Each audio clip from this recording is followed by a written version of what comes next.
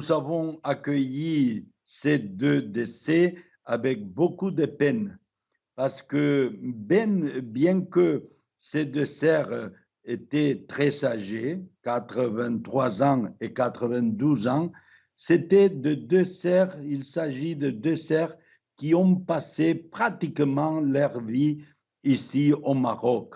Deux sœurs qui étaient très engagées, très incarnées et qui étaient un exemple pour tous les religieux et religieuses qui arrivent à notre pays, au Maroc.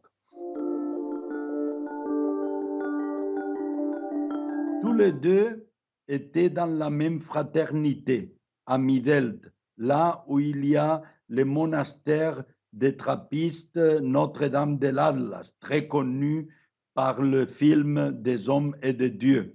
Alors, tous les deux faisaient partie de cette communauté qui travaillait dans la ville de Midelt, mais aussi gardait les liens avec Tatiouine, cet endroit que le franciscain missionnaire de Marie avait établi la plus pauvre et engagée fraternité à côté de la population nomade berbère de montagne. Alors, tous les deux, à la retraite, Joséphine a par exemple travaillé avec une association qui travaillait à la faveur des handicapés. Et l'autre, Sœur Marie, continuait les contacts avec Tatiouine, avec cette population nomade. Alors, on peut dire que ces deux sœurs sont décédées dans le travail.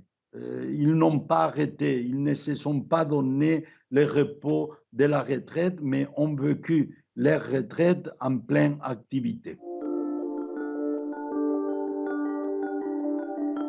Cela nous a frappé particulièrement parce qu'il ne s'agit pas seulement de deux décès.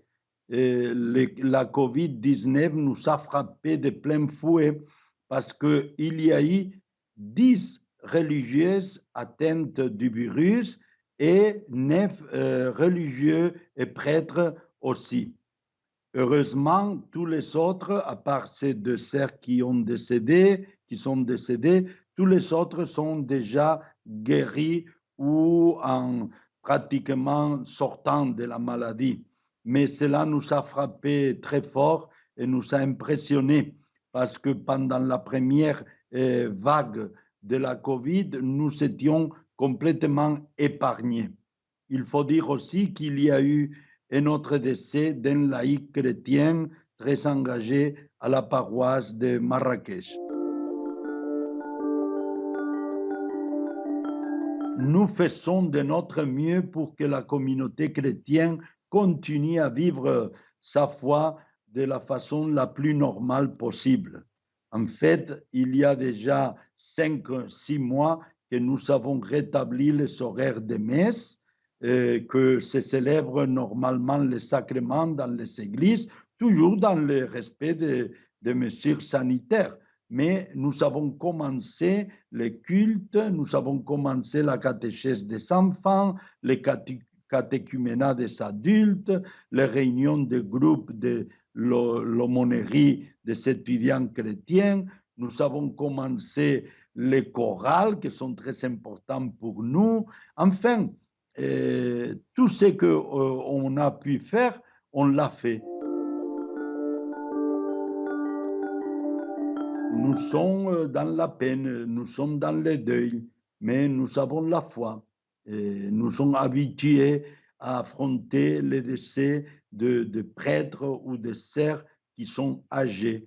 Ça nous donne de la peine, mais avec la foi chrétienne, nous posons tout, nous laissons tout, nous nous abandonnons complètement dans les mains de Dieu et nous savons que nous devons continuer. Je dis toujours que nous ne devons pas tomber dans la peur et nous ne devons pas agir sous l'influence de la peur. Prudence, toute. Peur, aucune. Hein? Et nous devons continuer en nous sentant accompagnés de la présence spirituelle de ces sœurs qui nous sont avancés, qui se sont avancés à nous pour arriver au règne de Dieu. Mais nous abandonnons se sert dans les mains de Dieu et nous-mêmes, nous nous abandonnons dans notre foi.